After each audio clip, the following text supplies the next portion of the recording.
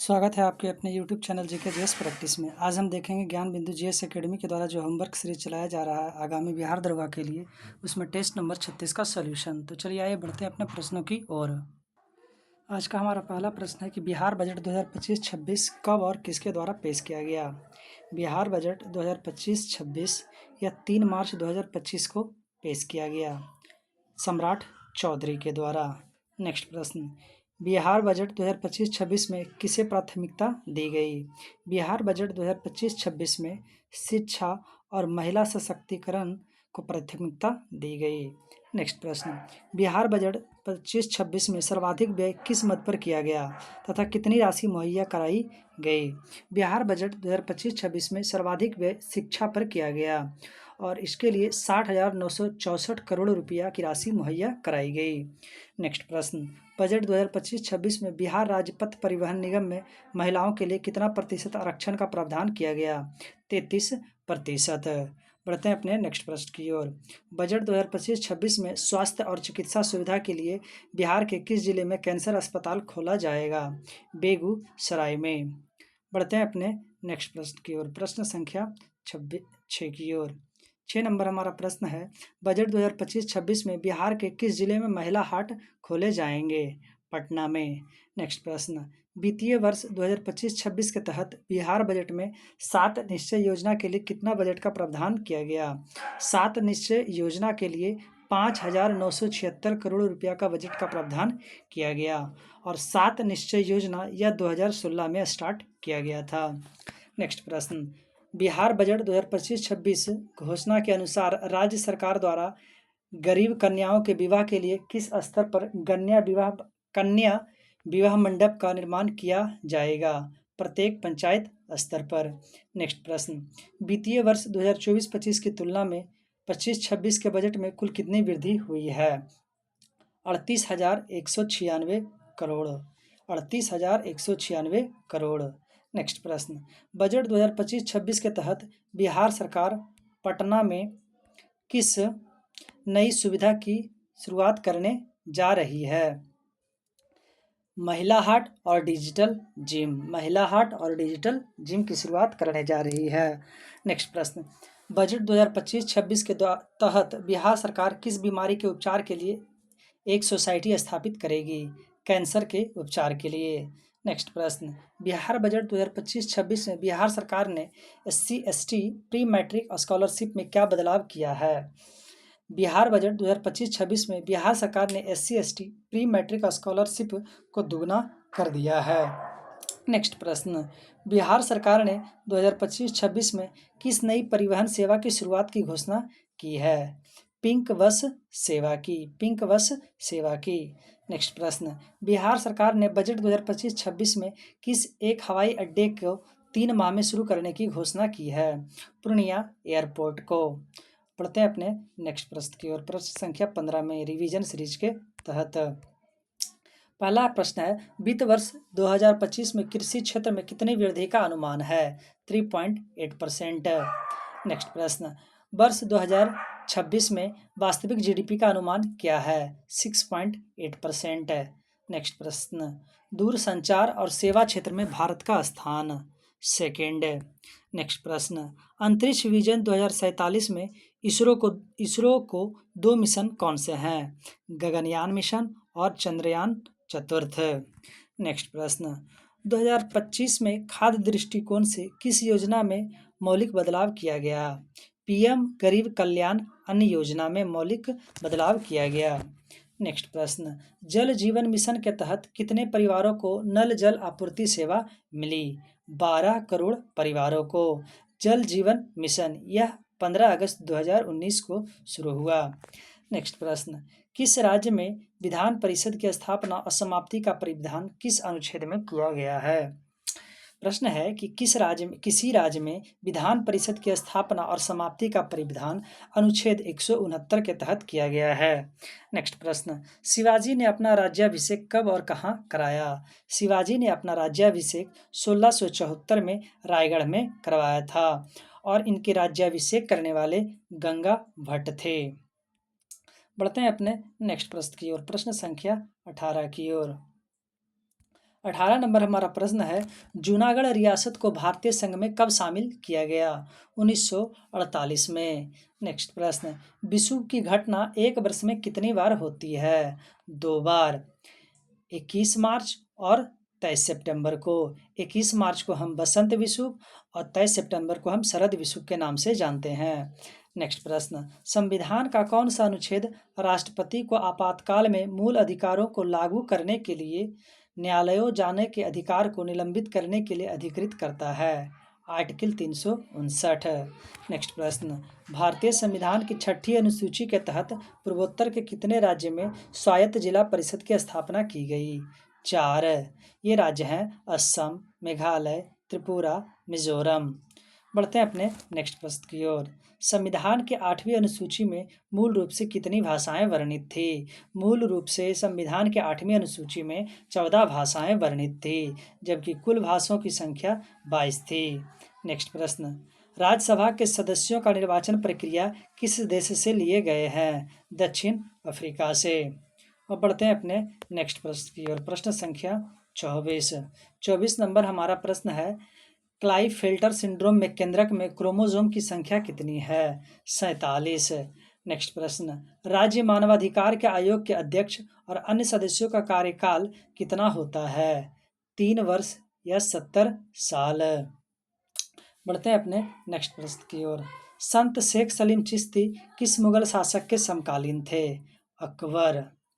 Next प्रश्न, मूल्य संवर्धित कर को सर्वप्रथम किस राज्य में शुरू किया गया था? हरियाणा में।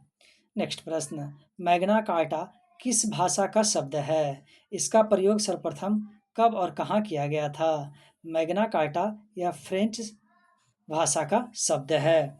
इसका सर्वप्रथम प्रयोग 1215 में ब्रिटेन में हुआ था।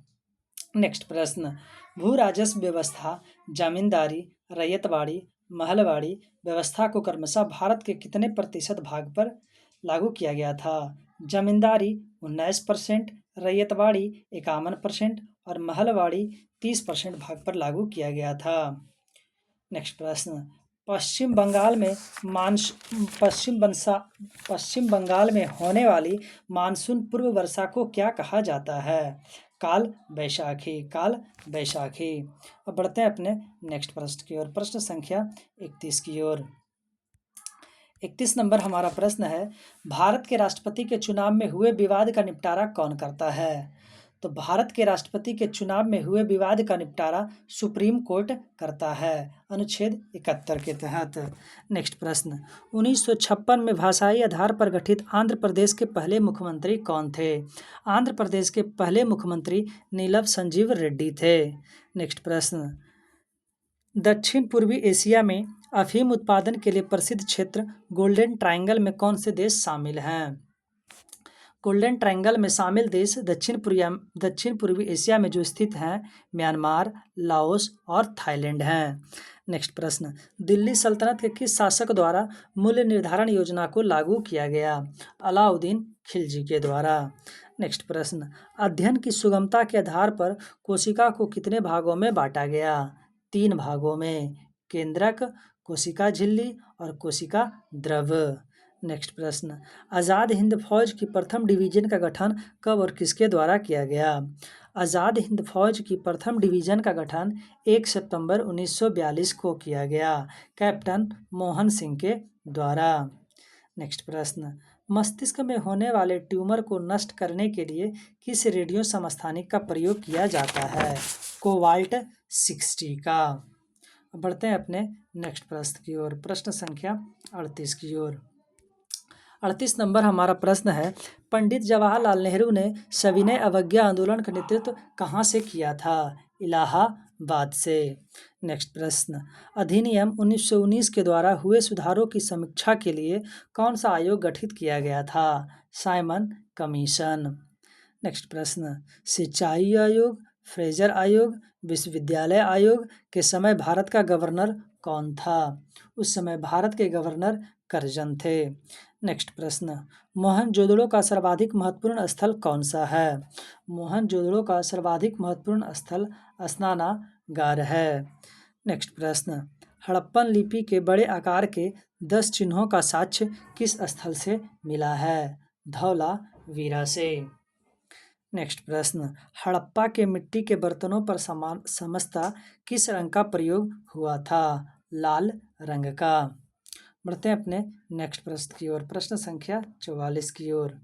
44 नंबर हमारा प्रश्न है, भारत का सबसे बड़ा हड़प्पा पुरा स्थल कौन सा है? राखी गढ़ी। राखी गढ़ी। बढ़ते हैं अपने नेक्स्ट प्रश्न की ओर, प्रश्न संख्या 45 की ओर। कौन सा स्थल सैंधवा स्थल के नगरों को 2 भागों में ना बांटकर एक ही रक्षा प्राचीर से पूरे नगर को दुर्गीकृत किया था? लोथल। नेक्स्ट प्रश्न, सिंधु सभ्यता के किन 3 स्थलों की नगर योजना लगभग समान थी? कालीबंगा, लोथल और राखीगढ़ी। नेक्स्ट प्रश्न, सिंधु सभ्यता का एकमात्र स्थल जहां से वक्राकार ईंटें मिली है? इसका राइट आंसर है चन्होद्रो। प्रश्न संख्या 48, सिंधु सभ्यता के स्थल को खोज निकालने में जिन 2 भारतीयों का नाम जुड़ा है वे कौन हैं? दयाराम साहनी और राखलदास बनर्जी।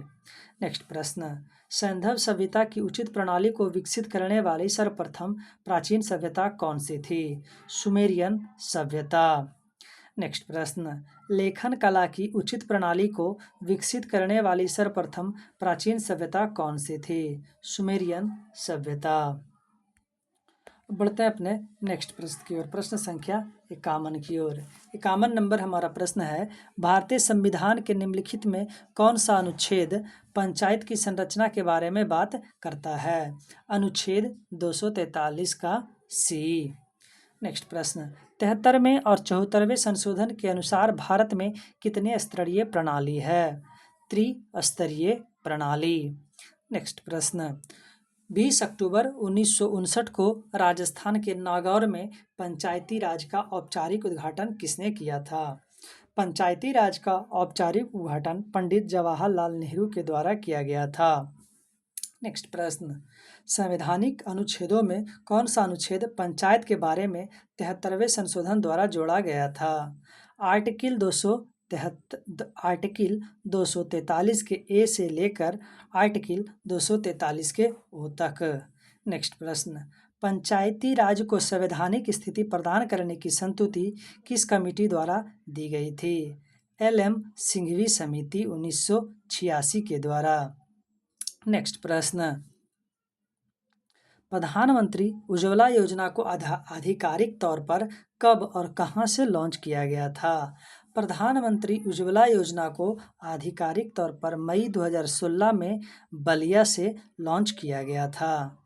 नेक्स्ट प्रश्न, प्रश्न संख्या 58 नंबर हमारा प्रश्न है कि बलवंत राय मेहता समिति को राष्ट्रीय विकास परिषद द्वारा कब स्वीकार किया गया था?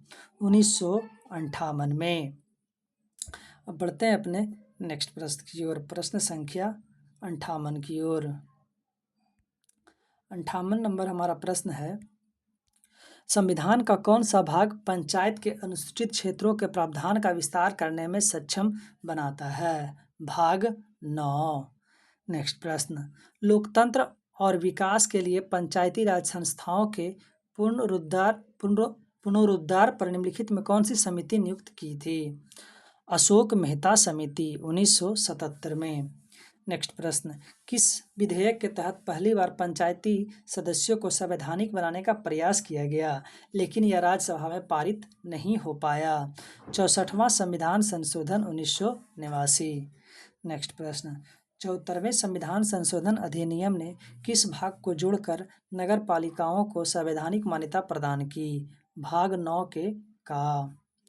नेक्स्ट प्रश्न, किस अधिनियम द्वारा स्थानीय सरकार के विषय को प्रांतों के अधिकार क्षेत्र में स्थानांतरित किया गया? अधिनियम 1919 को।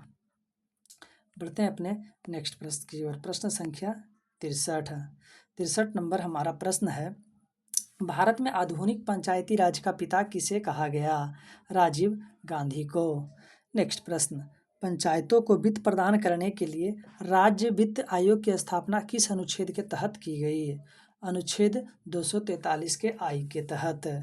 नेक्स्ट प्रश्न, भारत में स्थानीय स्वशासन को कब और किसके द्वारा लाया गया? भारत में स्थानीय स्वशासन को 1882 में रिपन के द्वारा लाया गया। नेक्स्ट प्रश्न, निम्नलिखित में कौन सी महासागरीय जलधारा यूरोप की गर्म कंबल के नाम से लोकप्रिय है? गल्फ स्ट्रीम की जलधारा, और इसकी प्रकृति गर्म है। नेक्स्ट प्रश्न, वह कौन सी सबसे बड़ी धारा है जिसे उसके काले पानी के कारण काली धारा भी कहा जाता है? क्यूरोशिया की जलधारा, और इसकी प्रकृति गर्म है। यह एक गर्म प्रकृति की जलधारा है। नेक्स्ट प्रश्न, निम्नलिखित में किस जलधारा को हम्बोल्ट की जलधारा के नाम से जाना जाता है? पेरू की जलधारा, और एक ठंडी जलधारा है।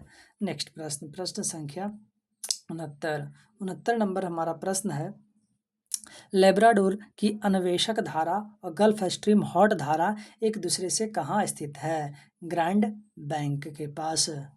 नेक्स्ट प्रश्न, सूची एक को सुमेलित कीजिए और क्रिक के नीचे दिए उदाहरण का प्रयोग करें। यहाँ पर सूची एक को सूची 2 से सुमेलित करने को कहा गया है।